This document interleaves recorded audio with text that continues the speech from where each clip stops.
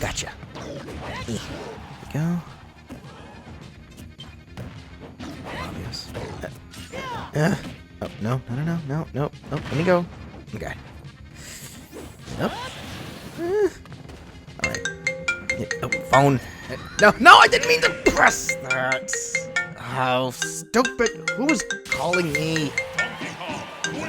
Good game.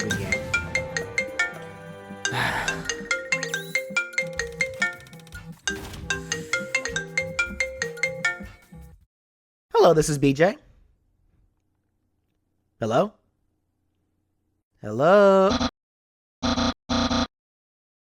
Oh, for the love of... Hey, Papyrus. How did you get this number? No, wait, actually, let me guess. You dialed every number sequentially in order until you found mine, right?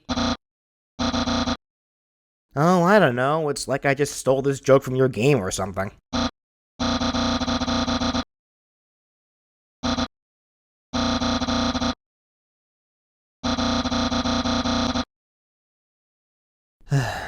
What can I do for you?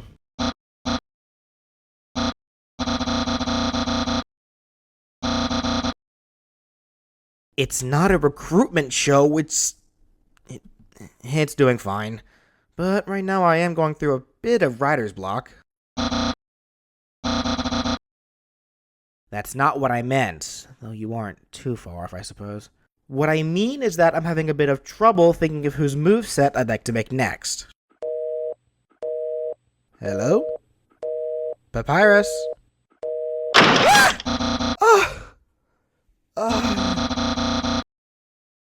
How did you even get into my house? And that quickly? Where? Very funny. Wait, then why did you even bother trying to call me?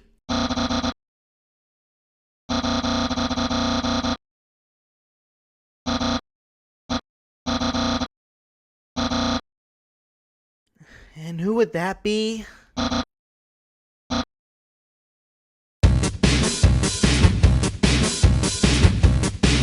Papyrus, I already did a video on you. I'm not doing characters more than once.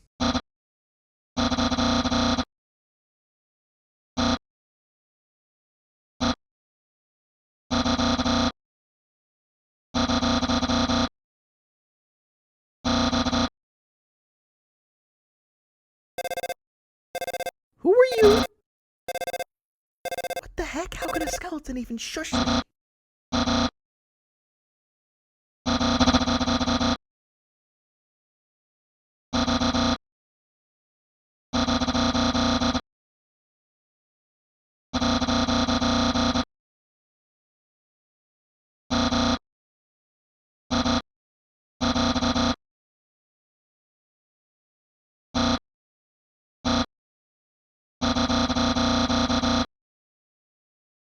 What's not boring about Smash?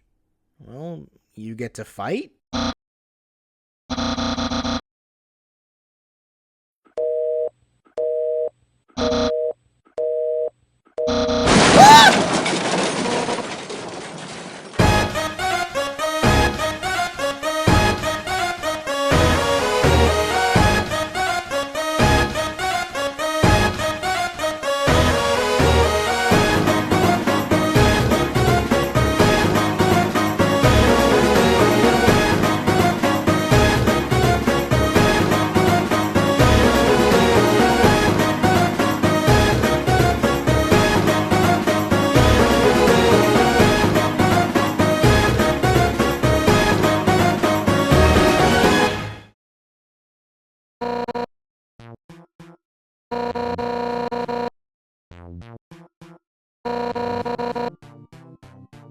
A rather harsh way of putting it, but yeah.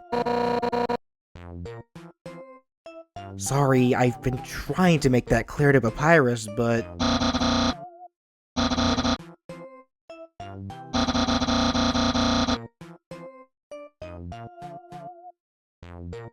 Excuse me, Miss Undyne, can I speak to you right quick? Just you and me?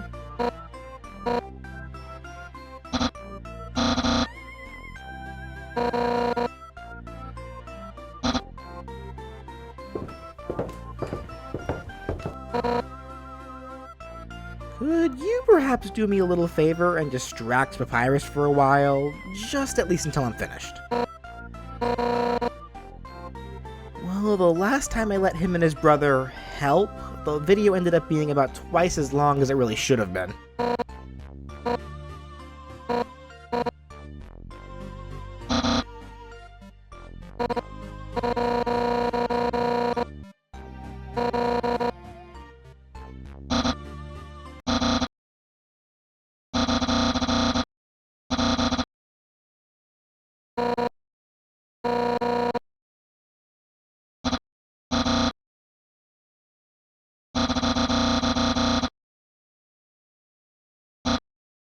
Don't worry about me, Papyrus. I can take care of myself. And it sounds to me like Undyne really needs your help.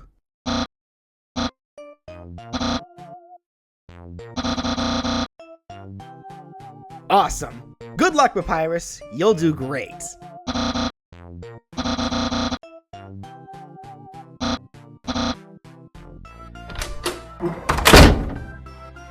He doesn't even know where he's going, does he?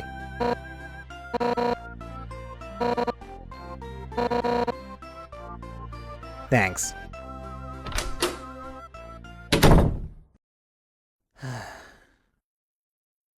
Sorry about that, everyone, but it looks like for today, I'll be covering the fishy captain of the Royal Guard, Undyne. She's rash, she's brash, and she's one of the strongest monsters to live in the underground. Who's open about it?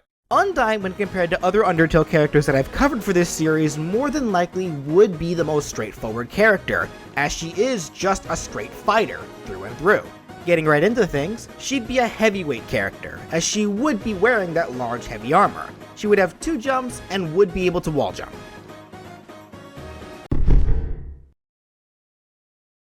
Undyne would be a very aggressive fighter with a lot of strong hits. But her main method of fighting would revolve around her main weapon, her magic spears, of which she can create as many as she wants to use as projectiles or for close range combat. Now, unlike Papyrus, who had a lot of differing patterns and attacks to help fill out a moveset, mostly due to the fact that he was probably just trying to show off, Undyne was a little more straightforward in how she wants to kill you.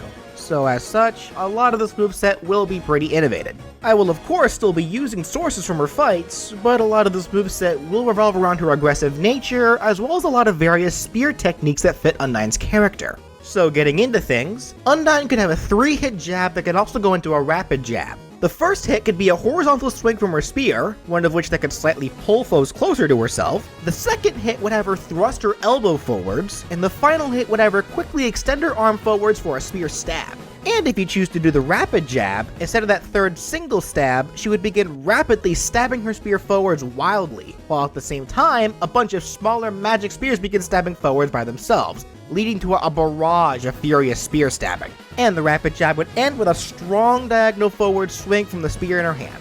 Her dash attack could have her catapult herself off of her spear and lunge forwards with a flying kick. A slow to start, slow to end move, but it would be one with some real oomph. Her side tilt could be a quick shoulder lunge. Not a lot of range, but another move that would really hurt if you got hit by it. And it would slightly move her forwards each time she uses it. Her up tilt could be a quick backwards to forwards headbutt. Another pretty hurty attack. If you think her spear or armor were hurty, I don't even want to imagine how hard her skull is. And her down tilt could be a simple low to the ground lunge kick. Her side smash could ever do a strong horizontal stab from her spear straight forwards. It would have a decent amount of range by itself, but it would have a harder time hitting vertically. This could also be a smash that could extend in length the longer you charge it for. Her up and down smashes could both make reference to her ability to make her spears emerge from the ground. Her up smash could have her point heroically into the air and make 2 spears stab upwards behind Undyne at slight angles, with the tips almost meeting at the apex of the stabs. The down smash could also have 2 spears come out, but she would be thinking of her friends and punch the ground, causing them to come out and stab at lower diagonal angles away from Undyne. For the neutral aerial, she could have 5 smaller spears quickly appear and spin around her whole body, which would be in slight reference to one of her battle patterns in Undertale, though the spears would be pointing outwards, not inwards. This move would be capable of dealing a lot of multiple flinching hits of damage before launching foes with the final hit.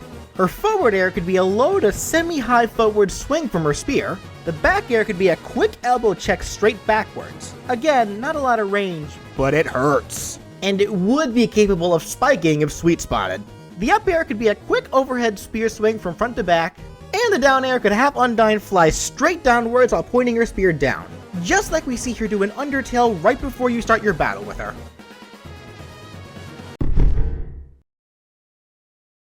Undyne would grab with one hand and would pummel by having a small magic spear emerge from the ground and stab at the foe's gut. Ouch. As for her throws, they would all be suplexes. I mean, no Undyne moveset would be complete if she weren't suplexing people. Her forward throw would be a quick pile-driving suplex, a throw that slams the foe into the ground and bounces them forwards into the air. The back throw would be a backwards-leaning suplex, not unlike Incineroar's back throw. Oh my gosh, I just realized, could you imagine these two together in a room? They'd be the best of friends doing nothing but beating each other up, and they'd love every second of it. Anyways, her up throw could be a quick jumping shoulder suplex, leaping high into the air before coming down and slamming the foe on her shoulders, much like King Giral's up throw. Would these two get along? I don't know about this one.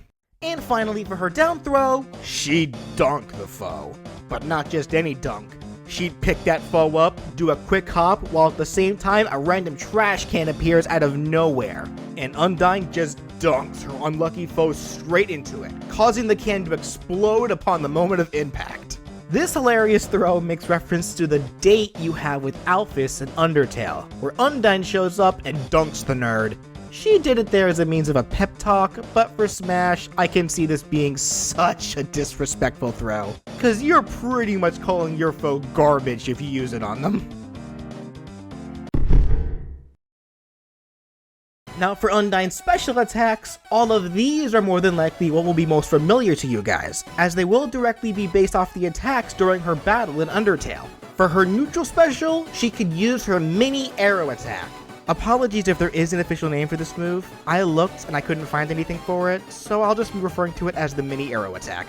In Undertale, this was a high barrage type of attack that Undyne would only use on Frisk after turning their soul green, making it impossible for them to flee, thus being forced to directly shield the arrows to avoid damage. We've never actually seen a proper representation of how this attack would look like outside of the Undertale battle box style, so I am building this off of interpretation.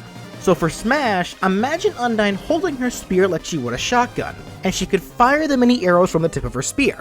This would be a Fox Blaster styled attack, having Undyne fire a mini arrow every half second straight that only deals damage, but no knockback, and they travel about as far as 7/8 of the final destination stage. Their damage would scale based on how close you are to Undyne when she fires them before staling, causing about 3% of damage when hit closer, but only about 0.5% of damage when at the max possible distance away.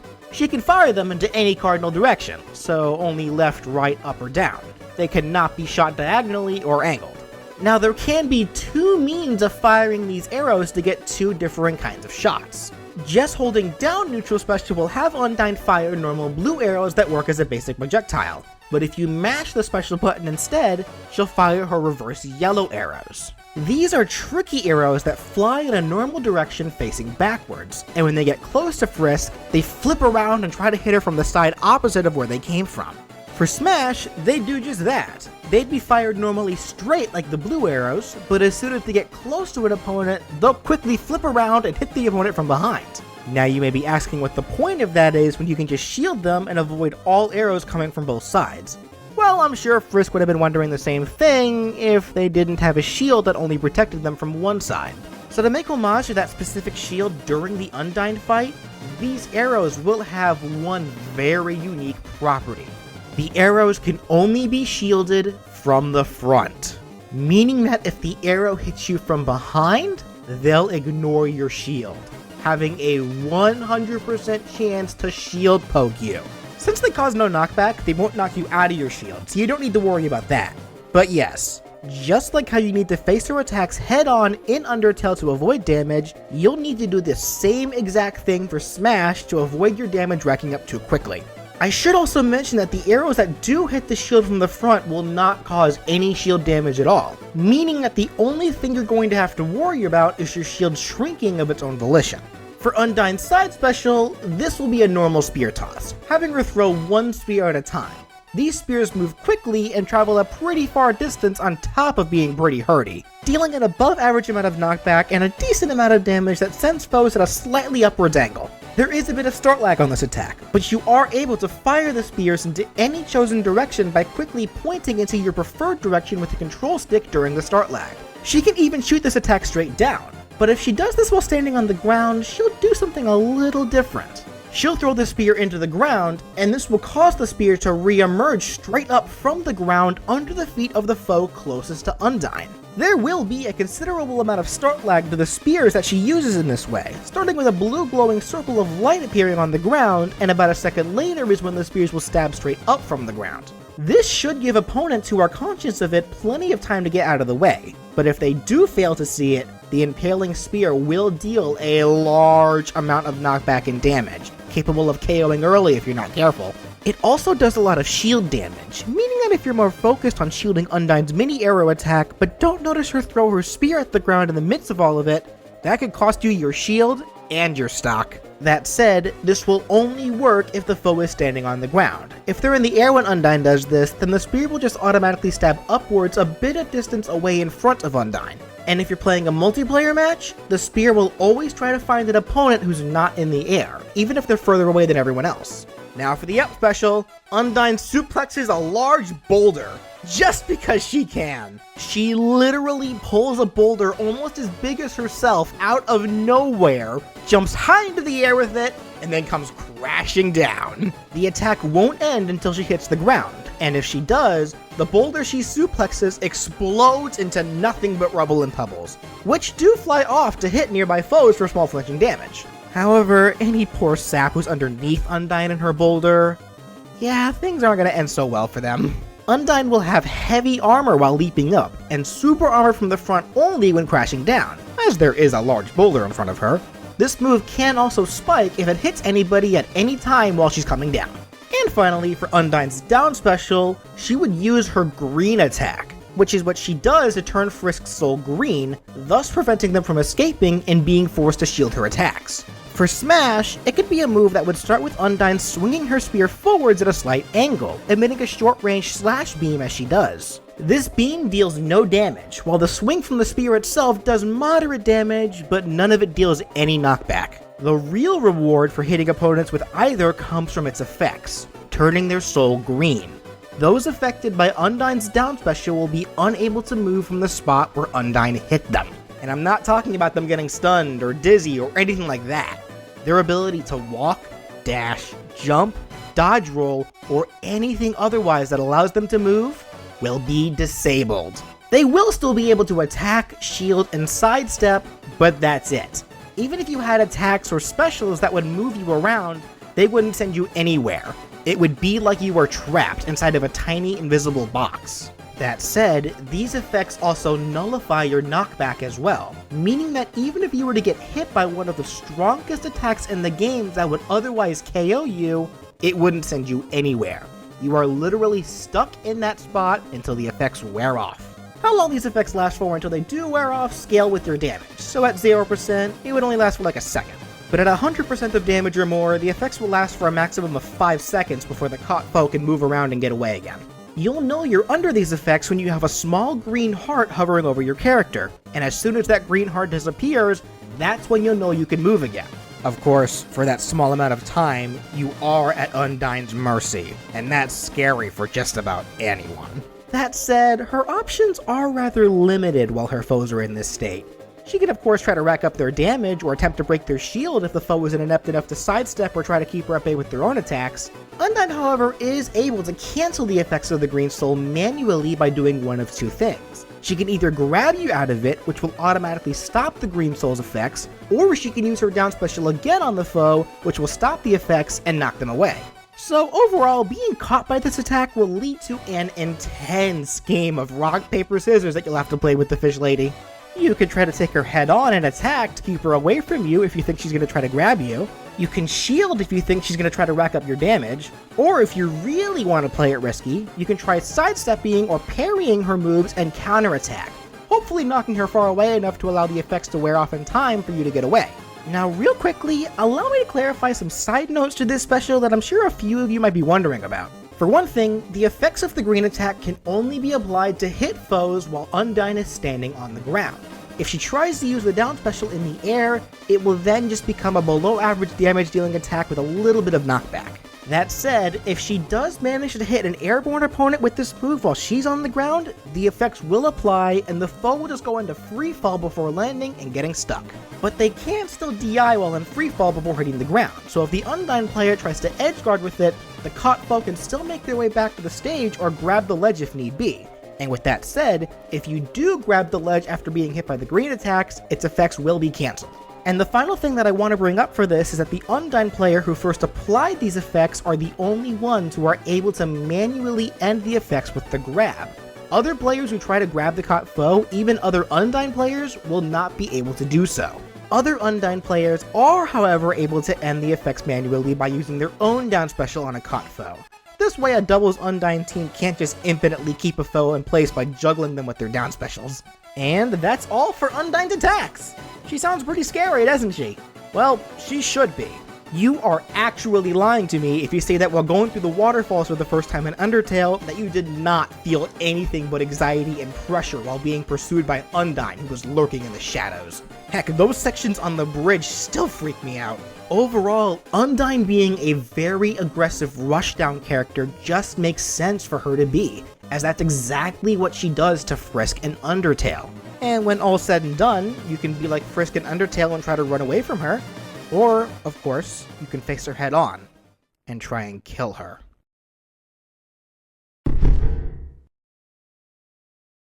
To make for some consistency in these videos, I'm going to be giving Undyne the same kind of gimmick that I gave to Papyrus and Sans prior. On top of her having the usual damage meter that all Smash characters have, she'd have her own personal health bar, one that depletes with every attack that she takes from opponents' attacks only, and the depleting health accumulates over the course of the entire match. It will not reset if she suffers a KO. This health scales depending on the rule set of the match. For stock matches, she would have 185 health per stock, 185 health per minute during time matches, and a ratio of 9.5 out of 10 per the damage of stamina matches. And if at any point during the match this health bar reaches 0, well, you've probably already guessed what happens next.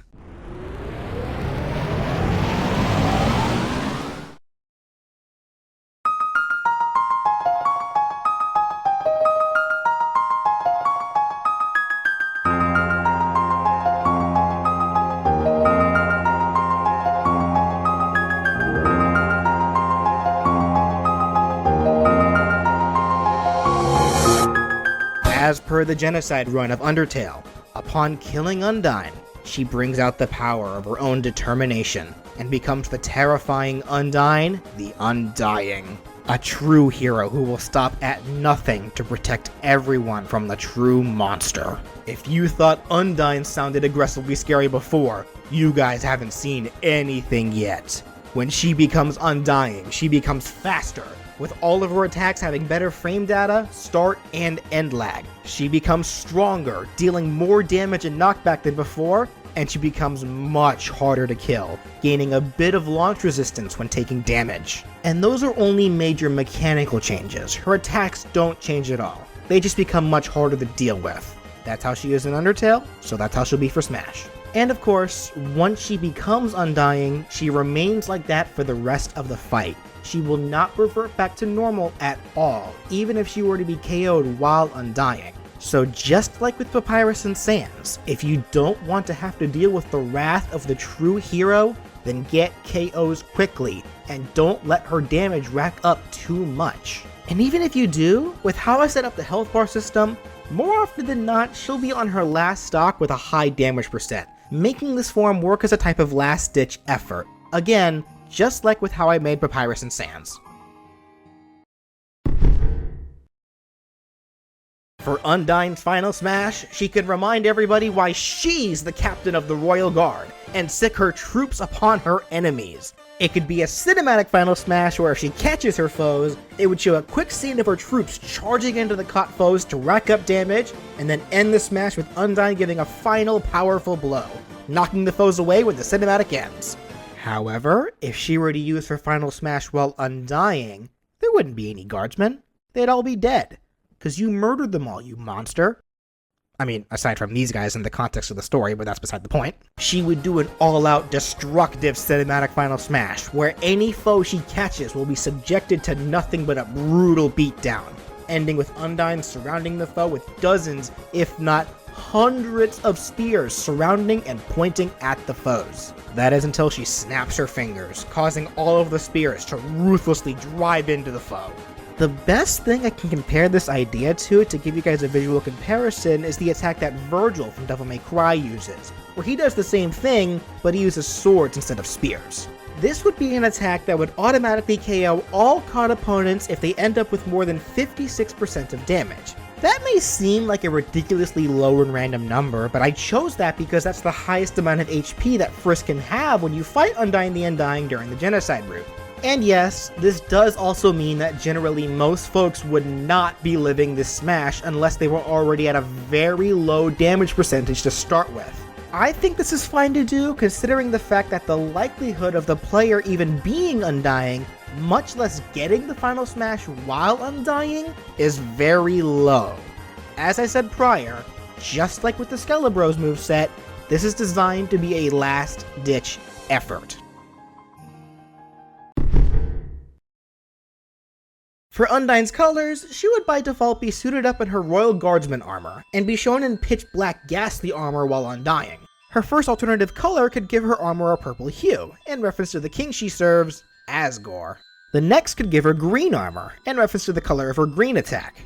Her third can give her golden armor, which aside from the fact that it would look really dope, would be in reference to Undyne's nerdy garbage girlfriend, Alphys. The fourth can change her colors to black and white, to match what she looks like during her battles in Undertale. The next could be an alternate costume, which could give her casual getup. And before you ask, no, this costume would not affect her weight, she'd still be a heavy character. Just pretend her armor is invisible. Though her Undying form would not have any alternate costume, and would just have her in a blue-hued armor when she goes Undying while in this costume. The next could give her casual outfit colors to match Doggo, one of the first canine members of the Royal Guard that you meet in the game. The Undying armor would just be a hot pink while in this costume. And the final could be a second alternate costume, having Undying in the outfit that she wears during the Alphys Date sub-story. This has no official colors, so these will have to do for now until official colors are made known. And the Undying armor for this costume would be a lightish silver. For her stage intro, it could have her emerge from some random foggy shadows while wearing her helmet, but as soon as she comes to light, she'll create a spear in one hand and use the other to remove her helmet and chuck it away. And yes, she could be wearing her helmet even for those two costumes where she's not wearing armor, because that'd be funny. For her taunts, she'd have the same between both normal and Undying, but they'd have slight differences between them. Her first could have her aggressively stomp her foot onto the ground. While normal, doing this would cause a random item to fall from the sky and nail her in the head, but since she's so tough, the object would just bounce off, completely unfazing her. This taunt overall references what she does when she gives Frisk cooking lessons. So the objects that fall could be random cooking stuff, like tomatoes, tea cans, or even a heavy metal pan which just dents when it hits her head. There could be all kinds of other fun stuff to fall and hit her head, but I'll leave that to you guys to have fun thinking about. That said, having her use this taunt while Undying will have her stomp, and when she does, a bunch of spears will emerge from the ground all around her, giving off a very threatening impression overall. Also, these will just be taunts. The falling objects and the spears will not hurt opponents, though it could be funny to see people gimp other players with a tomato. The next taunt could have Undyne turn her back towards the screen, but then look back with her eye flashing as she does, which makes reference to when she first reveals her face on the mountaintop when she directly confronts Frisk right before your fight with her. With this taunt while normal, she could say, "Don't think you can escape," and while Undying, she could say, "I will strike you down." And for the final taunt, it could have her hold a more relaxed pose, but she would then menacingly slide her finger across her throat while giving a wicked grimace. The only major difference with this taunt between her two forms would be that she'll slightly glow a creepy aura while Undying.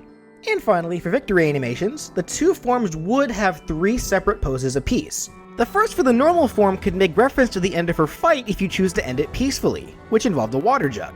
It could have Undyne pour the whole jug of water over her head, and then crush the whole thing over her skull before holding a tense stance while dripping wet, just the way any fish person likes it.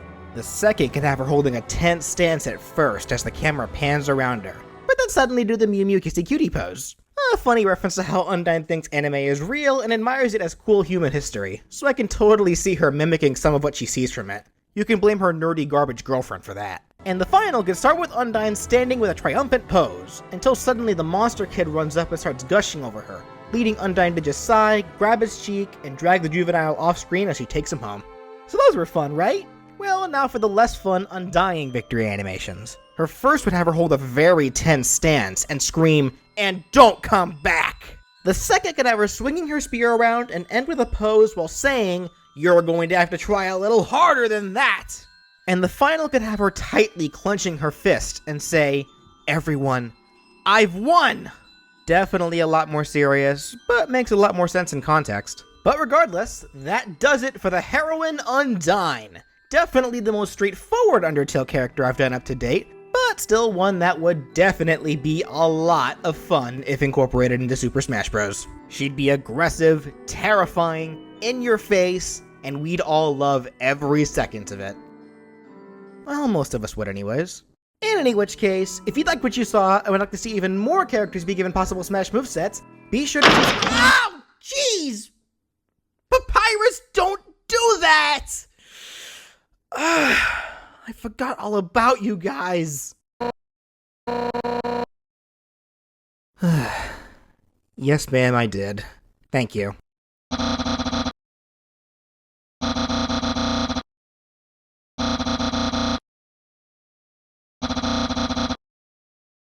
Oh, really? What was this very important mission anyway?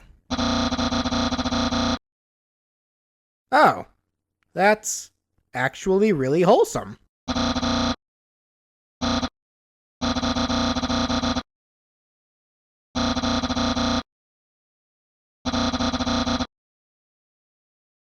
Well then, that's nice.